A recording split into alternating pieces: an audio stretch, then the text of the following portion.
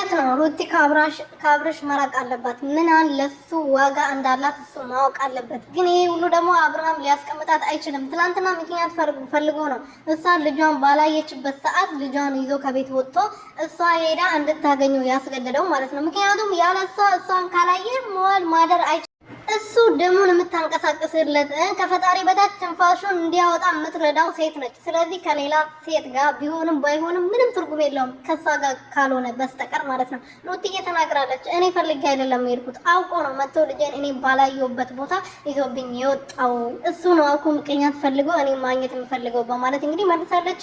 ሰላም ሰላም ቤተሰቦቼ እንዴት ናችሁልኝ? እኔ ያለው እግዚአብሔር ይመስገን በያላችሁበት እና ዴቭና ይቅርታ ስላቆራረጥኩ ቪዲዮን ቤት እየታደሰ ስለሆነ ቪዲዮ ለመስራት አይመችም። ለዛ ነው እያቆራረጥኩ ድምፅ ስለሚገባበት ነው። እሺ ውዶቼ ይቅርታ አድርጉልኝ። እና ዴቭና ሩቲ ቡዜ መጥተዋልና ቡዜ እንግዲህ ማነች? ቡዜ አይደለችም፣ ይቅርታ ማን ነበረች? እቺ አክስቷ ማለት ነው ገነት መታለች። እና ከአብርሃም ህይወት ራቂ፣ የራስሽን ህይወት ኑሪ፣ ልጅሽን አሳድጊ። አንቺ ከአብርሃም ህይወት ካልወጣሽ አብርሃም መቼም ከአንቺ ጋርም ከሌላ ሴትም ጋር ሊሆን ስለማይችል አንቺ ከሱ ራቂ ብላታለች።